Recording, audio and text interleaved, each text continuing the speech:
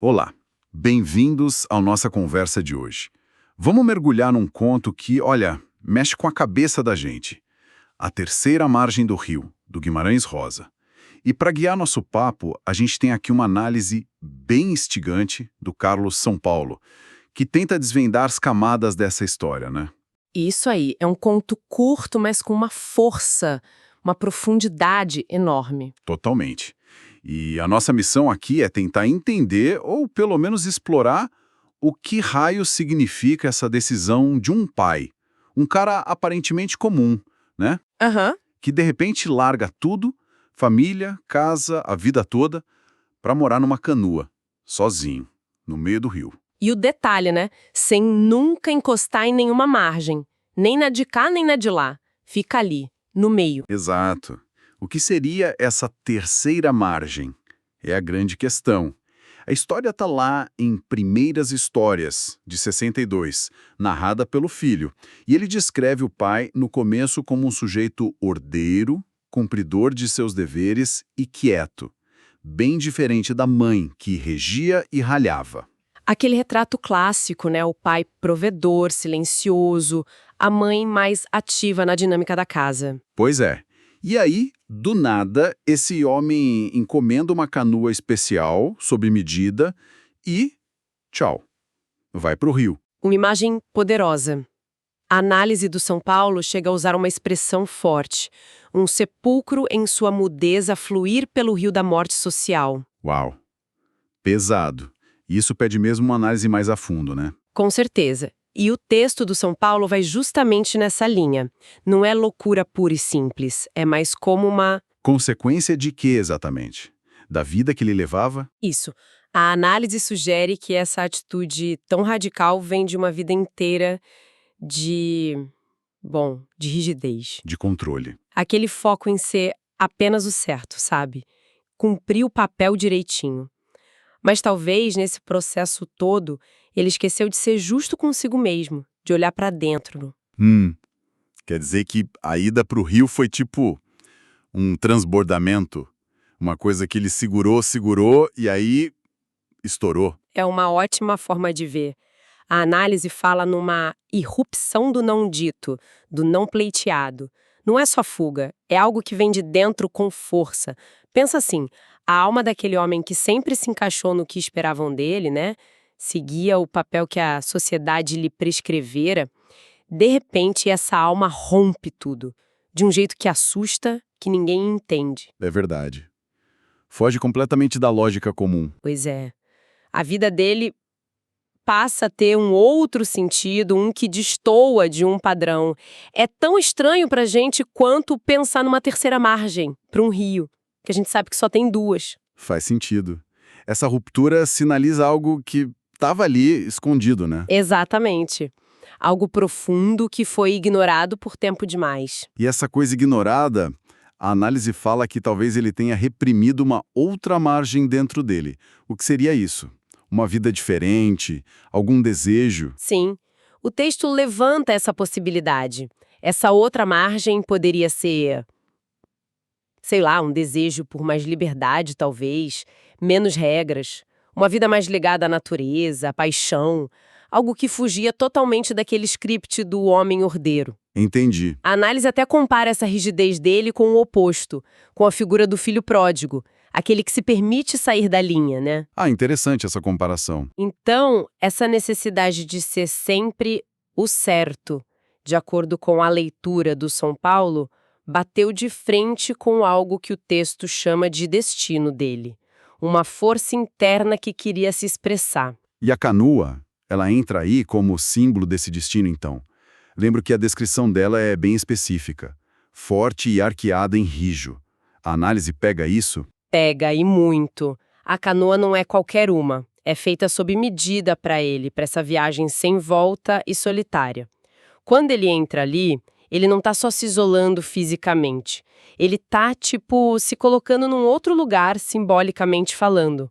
Fora das caixinhas sociais, familiares. Abraçando esse tal destino que a vida de antes não deixava ele viver. Exatamente. E tem aquele detalhe que você mencionou antes, que é fundamental e que a análise explora muito. A canoa só cabia ele, o remador, ninguém mais. Sim, esse detalhe é muito marcante. Como que a análise lê isso? Parece ter um peso enorme, né? Tem um peso enorme. O texto do São Paulo usa essa imagem da canoa individual como uma metáfora, nossa, muito forte para nossa jornada na vida, que é, no fundo, bem solitária, né? A leitura é mais ou menos assim. A gente vive muito na margem da consciência, sabe? Aquilo que a gente percebe, controla, organiza. A margem do dia a dia, da razão. Isso. E a gente esquece, ou nem percebe, a influência da outra margem, a do inconsciente, das coisas profundas que movem a gente sem a gente saber direito. A gente fica só de um lado do rio, digamos assim. Exato. A gente se identifica muito com essa margem visível, a da consciência, do controle. Tá, e quando essa margem da consciência é muito rígida, muito fechada para essa outra margem do inconsciente, o que acontece? Bom, aí, seguindo a linha psicológica que a análise traz, especialmente a junguiana, né? Aquilo que foi negado, a sombra, o que foi reprimido, isso tende a dar um jeito de aparecer, de vir à tona. Ah, Pode ser um sintoma, uma crise pessoal, uma doença, ou, como no conto, um ato radical. Algo que parece vir de fora, como um destino que a gente não controla. entendi. A rigidez de um lado acaba chamando a força do outro lado de um jeito meio avassalador. Perfeito, é essa a ideia. A pressão fica muito grande. E é aí que entra a tal terceira margem. Não como um lugar físico no rio, mas como outra coisa. Exatamente, a análise propõe isso. A terceira margem é um conceito psicológico, bem profundo. Dentro dessa visão junguiana que o texto usa, quando a gente começa a perceber essa tensão, essa briga interna entre as margens opostas dentro da gente. Os nossos paradoxos, né? As contradições. Consciente e inconsciente, como você falou. Isso. Quando a gente consegue olhar para isso sem escolher um lado e negar o outro, surge a chance de alcançar um lugar novo, um estado diferente, um lugar que não é nem a margem A nem a margem B, mas que transcende as duas. Essa seria a terceira margem. Uma espécie de integração. Isso.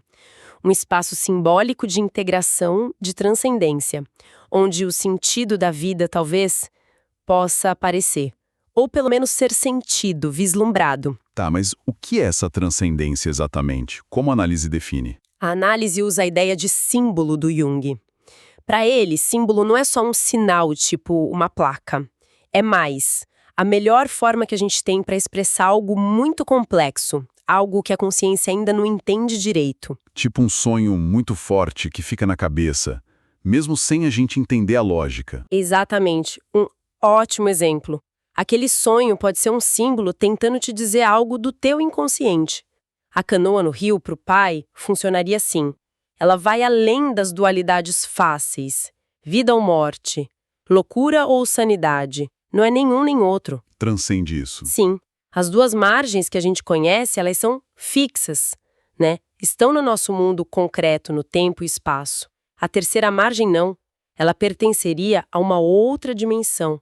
Uma dimensão incógnita, que só aparece quando a gente consegue segurar a tensão dos opostos. E aí algo novo nasce dessa tensão. É o espaço do mistério sendo vivido, então. Não explicado. Perfeito. O mistério integrado na vida. Fascinante. E eu li que a análise ainda faz uma ponte com outra obra bem conhecida nossa, né? Faz. E é uma ponte muito boa. O texto do Carlos São Paulo compara com A Morte e a Morte de Quincas Berro d'Água, do Jorge Amado. Lembra do Quincas? Claro. O Joaquim Soares da Cunha, funcionário público certinho. Esse mesmo, que um dia também chuta o balde, larga a vida correta, abandona a família e vai viver na Lapa, nos bares de Salvador, vira o rei dos vagabundos. Atinge a tal morte social que a análise falou para o pai do conto. Vive à margem. Exatamente. E depois tem a morte biológica dele. Mas o que a história celebra é a outra morte, né? A morte mítica. O mar com os amigos.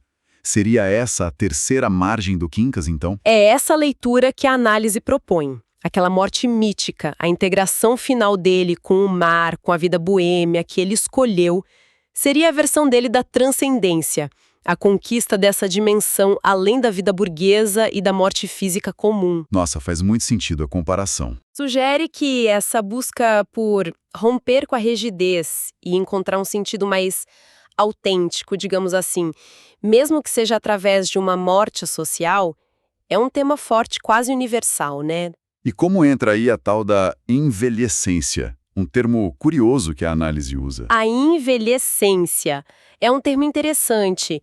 A análise usa para falar de um processo que, muitas vezes, fica mais forte com o passar dos anos, especialmente ali pela meia-idade, talvez um pouco depois.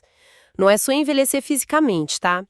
É mais um período em que o nosso mundo interno, o mundo dos símbolos, dos sonhos, das intuições, dos desejos mais profundos, esse mundo começa a pressionar mais o mundo concreto. Aquela lógica do dia a dia, super racional, que talvez dominou a vida até ali, já não parece dar conta de tudo.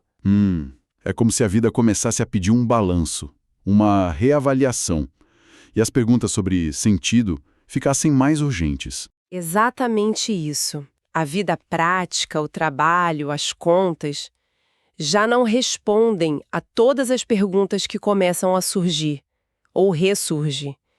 E a análise argumenta que a nossa cultura moderna, muito focada no externo, no que é produtivo, no racional, ela acaba nos desconectando um pouco dessa fonte de sabedoria interna, que é o inconsciente. Que fala por símbolos, como você disse. Isso. O inconsciente se comunica principalmente por símbolos. E na envelhecência, essa comunicação pode ficar mais intensa, como se o inconsciente estivesse chamando mais alto para ser ouvido. O símbolo é descrito no texto como a face conhecida do desconhecido. Ele traz o mistério para perto, de um jeito que a gente pode sentir, intuir, mesmo sem entender tudo com a cabeça. Usa uma linguagem mais poética, de imagem. Exato. E isso desafia a nossa visão só objetiva da realidade. Então, o que a análise sugere é para a gente prestar mais atenção nesses sinais, nesses símbolos na nossa vida. Sim, essa é uma dica clara que fica. O texto do São Paulo até fala da importância de verificar e respeitar as nossas histórias que aconteceram no ano que passou. Ou seja, olhar para a nossa própria vida, para os padrões que se repetem, para os sonhos que marcam, para os eventos que mexeram com a gente, como fontes de significado. Tentar ouvir essa linguagem do inconsciente. Certo. Bom, depois dessa viagem toda pela análise, o que a gente leva de a terceira margem do rio? Qual é a grande sacada, assim? Olha, acho que o principal é entender que a análise do São Paulo nos ajuda a ler a história não só como um caso estranho de um pai que surtou, sabe? Mas como uma metáfora muito poderosa sobre ser humano, sobre a busca de sentido. O pai na canoa seria um símbolo dessa busca. Exato.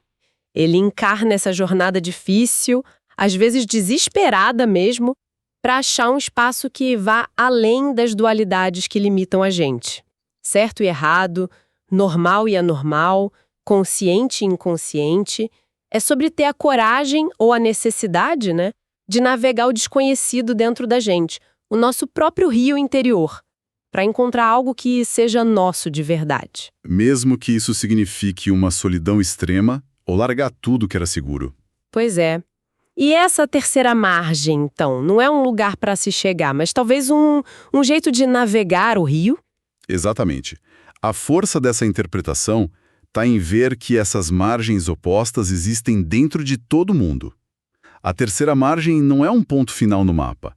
É mais um estado de ser, um processo que não acaba, de integrar essas coisas, de manter um diálogo, às vezes tenso, mas criativo, entre esses opostos internos. É um convite constante para a gente olhar além do óbvio, do literal. Valorizar o simbólico na vida.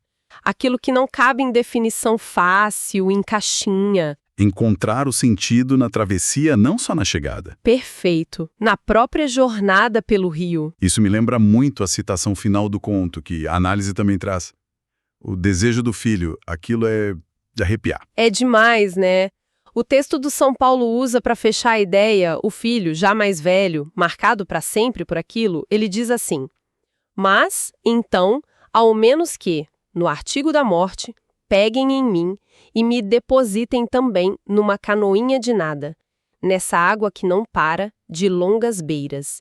E eu, rio abaixo, rio afora, rio adentro, rio. Rio abaixo, rio afora, rio adentro, rio... Nossa! É como se ele, no fim, aceitasse não a escolha do pai em si, mas o próprio mistério, o fluxo do rio como destino. Uma entrega total ao processo, né? Não há um lugar fixo, há uma margem. Exatamente. Parece uma aceitação profunda desse fluxo da vida que não para. Da nossa natureza passageira, do mistério que a gente não resolve nas margens que o conhece. Talvez a gente só possa viver esse mistério na correnteza mesmo. É a integração final. Se tornar o próprio rio. E essa imagem toda, essa ideia da terceira margem como esse estado de fluxo, de integração, deixa uma pergunta no ar pra gente, né? Deixa, assim, uma reflexão que vai além do conto, da análise que a gente conversou. O que essa terceira margem poderia significar para cada pessoa que está ouvindo a gente agora, na jornada pessoal de cada um. Que rios internos, né? Com suas correntezas, suas margens opostas, cada um está navegando. E talvez mais importante, que margens desconhecidas ou talvez temidas a gente está evitando explorar dentro da gente. Fica aí essa imagem do rio, né? E suas infinitas possibilidades, para a gente continuar pensando. Exato. Algo para levar dessa nossa conversa.